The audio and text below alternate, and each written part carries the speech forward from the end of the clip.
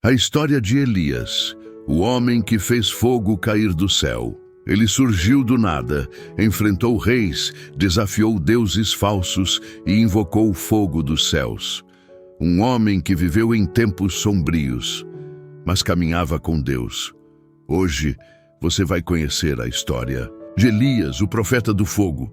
Se você ama histórias bíblicas, cheias de fé, ação e milagres, já deixa o like, se inscreve no canal e ativa o sininho, porque aqui a Bíblia ganha vida.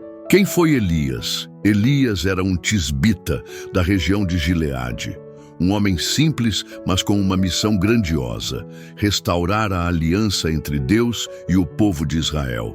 Referência bíblica: 1 Reis 17, 1. Na época, Israel estava mergulhado na idolatria. O rei Acabe e a rainha Jezabel haviam instituído o culto a Baal e perseguido os profetas do Senhor. Elias surge como voz solitária de Deus em meio ao caos.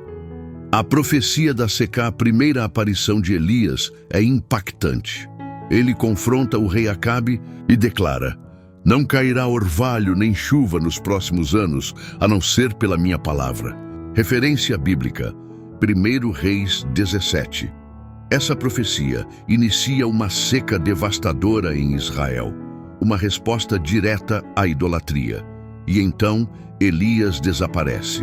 Detalhe interessante: Elias se esconde no ribeiro de Querite, onde é sustentado por corvos. Sim, corvos que trazem pão e carne, um dos primeiros milagres ligados a Elias. O milagre na casa da viúva depois que o ribeiro seca, Deus envia Elias a Sarepta. Lá ele encontra uma viúva prestes a morrer de fome. Elias pede água e depois pede pão. Ela obedece. Resultado? A farinha e o azeite nunca mais acabaram. O filho da viúva morre. Elias ora intensamente e o menino volta à vida. Elias se torna assim o primeiro profeta bíblico a realizar uma ressurreição. O confronto no Monte Carmelo 3 anos depois, Elias retorna. O povo está dividido entre seguir a Deus ou a Baal. Elias propõe um desafio: quem responder com fogo do céu, esse é Deus. Reis 18. No Monte Carmelo, 450 profetas de Baal clamam, gritam, se cortam, mas nada acontece. Quando Elias ora, em poucas palavras, o fogo desce do céu e consome o altar, a madeira, as pedras, até a água que havia ao redor. O povo se ajoelha e exclama: "O Senhor é Deus! O Senhor é Deus!" Após o milagre, Elias manda executar os falsos profetas. Jezabel, furiosa, ameaça matá-lo. Elias foge para o deserto. Está esgotado, deprimido, quer morrer. Mas aí vem o inesperado. Deus envia um anjo que o alimenta. Elias caminha 40 dias até o Monte Horebe, onde tem um encontro profundo com Deus. E Deus não fala no vento, nem no terremoto, nem no fogo, mas num sussurro suave. A passagem do manto Deus ordena que Elias unja Eliseu como seu sucessor. Elias joga seu manto sobre ele, marcando o início de uma nova geração profética. Reis 19, 21, momento simbólico. O manto de Elias representa a autoridade profética, o legado que vai continuar mesmo após sua partida. A ascensão de Elias, então, o momento mais impressionante. Elias não morre. Ele é levado ao céu num redemoinho, com carros e cavalos de fogo. Poucos homens na Bíblia tiveram esse privilégio. Elias foi um deles, um profeta tão poderoso, que até apareceu no Novo Testamento junto com Moisés, no Monte da Transfiguração, com Jesus.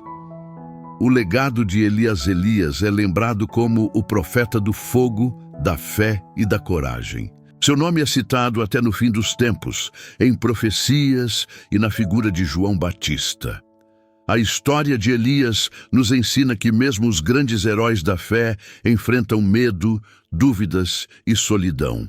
Mas com Deus, até o impossível se torna realidade. E aí, o que você achou da história de Elias? Qual parte mais te impactou? Conta aqui nos comentários. Se gostou desse vídeo, deixa o like, compartilha com alguém que ama a Bíblia e se inscreve no canal para não perder mais nenhuma história épica da Palavra de Deus. Imagine um homem que apareceu do nada. Um homem que enfrentou um rei perverso, desafiou uma nação inteira dominada pela idolatria e que, diante de centenas de profetas pagãos, fez cair fogo do céu com uma simples oração. Essa é a história de Elias, o profeta do fogo, uma jornada repleta de fé, coragem, milagres e encontros sobrenaturais com Deus. Prepare-se, porque você está prestes a descobrir uma das narrativas mais poderosas da Bíblia. Se você ama histórias bíblicas cheias de ação e fé, já deixa o like, se inscreve no canal e ativa o sininho. Toda semana, uma nova história da Bíblia contada de um jeito que você nunca viu. Quem foi? Elias era um homem simples, natural de Tisbé, na região de Gileade, uma área montanhosa e distante dos centros de poder de Israel. Mas não se engane, Deus escolheu justamente esse homem para ser sua voz em tempos de apostasia e escuridão espiritual. Israel vivia um dos períodos mais sombrios da sua história. O rei Acabe, influenciado por sua esposa Jezabel, havia introduzido o culto ao deus Baal. Os profetas do Senhor estavam sendo perseguidos e mortos. O povo, confuso e dividido, já não sabia mais a quem seguir. É nesse cenário que Elias surge, com uma mensagem direta, poderosa e perigosa.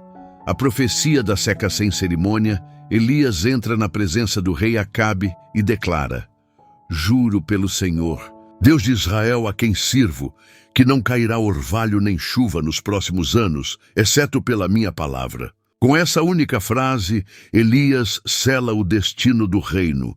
3 anos de seca, fome e desespero, e em seguida ele desaparece.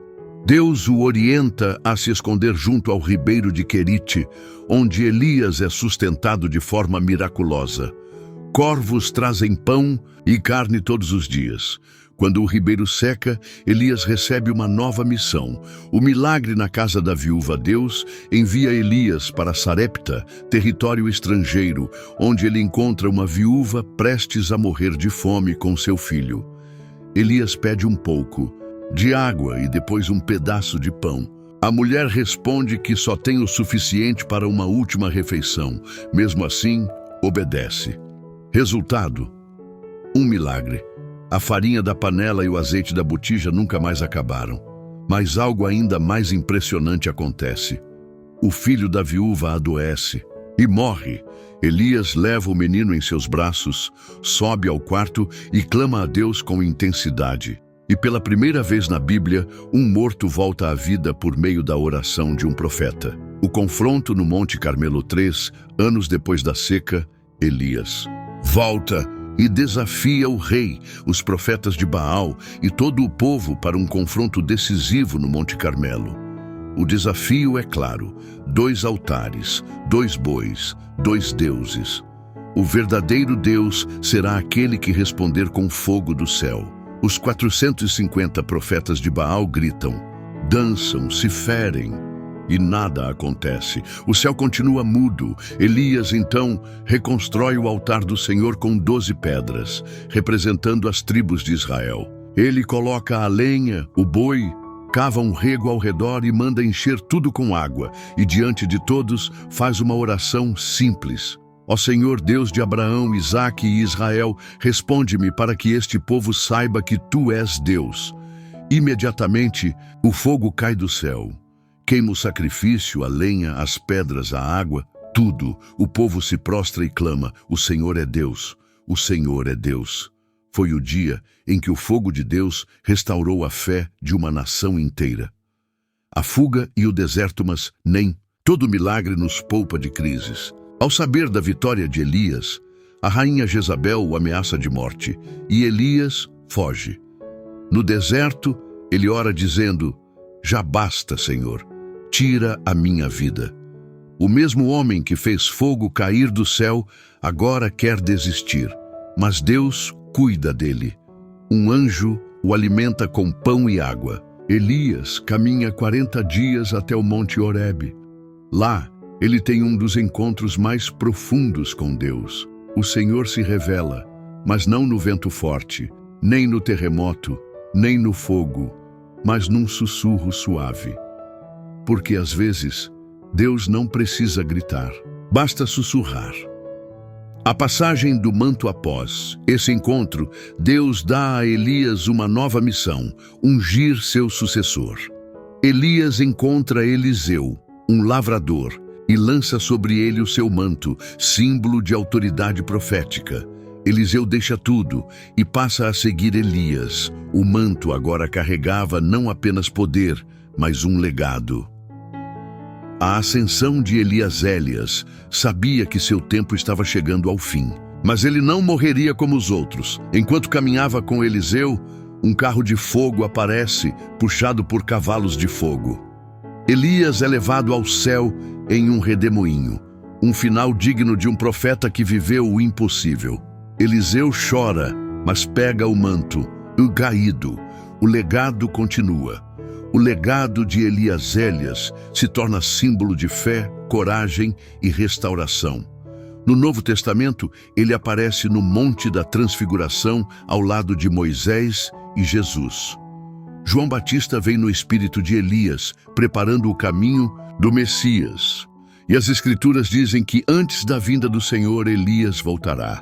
Eis que vos enviarei o profeta Elias, antes que venha o grande e terrível dia do Senhor. Malaquias 4:5. Elias não foi apenas um profeta, foi um sinal vivo de que Deus ainda fala, age e transforma.